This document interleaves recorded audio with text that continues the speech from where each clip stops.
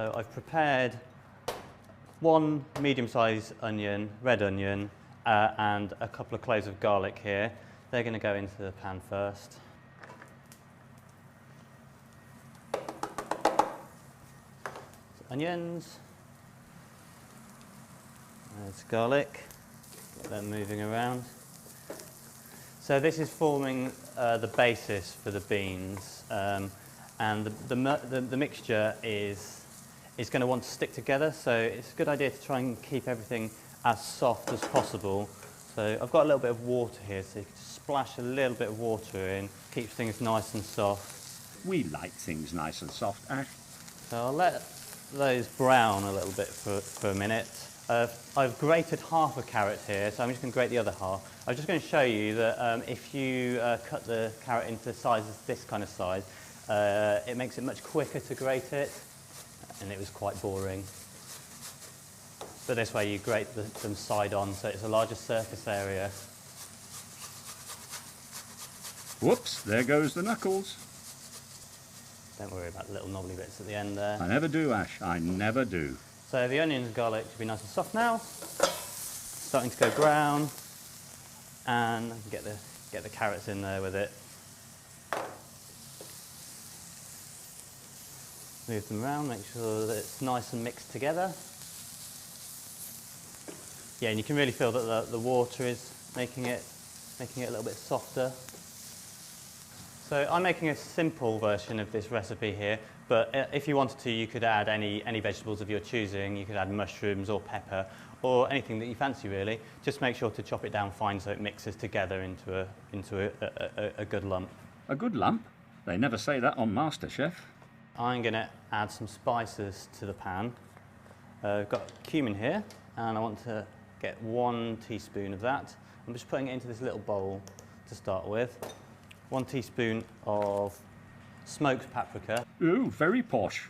And I've got chili flakes here, but you could just as well use chili powder. I'm just going to use half a teaspoon here of chili flakes, but you could add even less or even none at all if you don't want it to be spicy. Or even more chili if you're cooking for someone you don't like. Okay, give it a stir. The next stage is to get mashing the beans. So got a medium-sized bowl here, nice flat bottom so you can mash it easily. And this is just a can of normal kidney beans that I've pre-rinsed. Right, that's a good start. Now I can add the contents of the pan, the carrots, onion and garlic. Scrape them in there. There we go, that's lovely. I'm using Dijon mustard here as opposed to English because it's got a more mild flavour, so it doesn't overpower the rest of the recipe. 1 tablespoon of Dijon in there like that. Next it's some soy sauce. This is just some regular Sainsbury's dark soy sauce. Other varieties are available. Another tablespoon of that. Finally, some regular tomato puree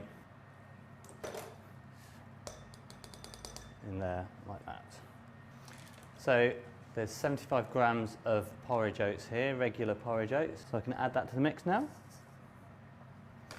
Start stirring it around with a spoon, but I'm going to, in a minute, get my hands dirty. Oh, wrong choice of word, Ash. Okay, the next step is best done with wet hands. So I'm going to just give it a last little bit. Don't be afraid to get in there. Mush it all together, the more mixed the better.